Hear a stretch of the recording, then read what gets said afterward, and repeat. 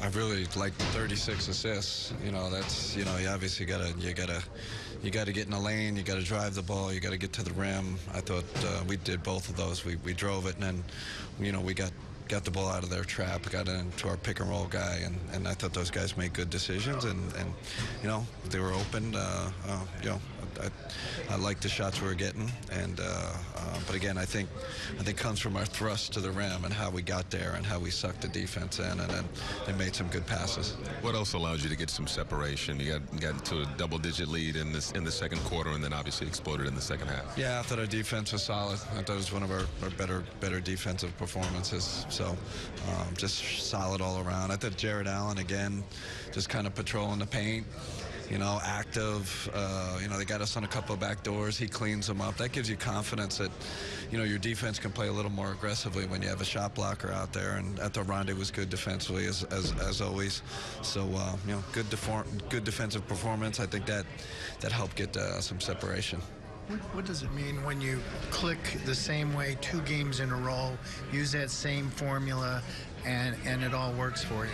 Yeah, it's important for us because, how do you handle a little success? Like, I thought that was, for, a pretty big win against Milwaukee, against a really good team with, Giannis and company. So, how does a young group handle that next game? What is our maturity level like? What does our attitude look like after a big win? And I thought we took a step in that regard. Having a good performance. Now the question is, I know we have won 3 in a row. Can we get the next one? Quincy Acy told me back in December that it was the worst basketball month of his life. He was really struggling shooting. When you see him knock down 6 threes, his teammates celebrating, and cheering for him, what goes through your mind? It's great because, he's like our spiritual leader. He's our bench leader and great guy. And I'm going to be honest, he struggled with a lot of injuries. I think his ankle, I think he's hasn't been fully healthy. I think he's played through a lot. As he's gotten healthier, he's playing better. And, we saw what Q could do last year, when we first got him. But a healthy Q, it looks like tonight. And I just love his spirit. I love how dynamic he is. And, he's just a great teammate.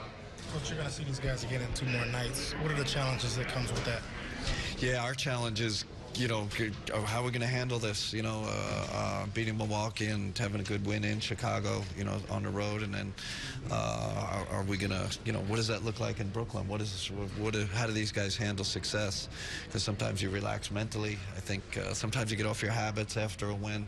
So hopefully we stay on it, and I'm looking forward to seeing how we react against Chicago at home.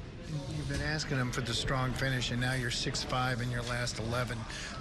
So what does that do for those guys in there? Yeah, I think it's just boosts their confidence because I think there was a lot of doubt, when we're losing those close games. I know you guys talked about it with them, and I read it in the press. You can feel it.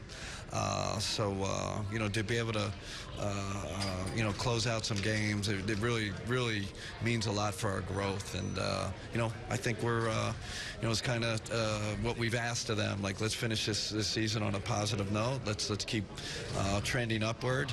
I like that we're getting, moving towards 30 wins. I know that's not possible, but it's very encouraging for our future.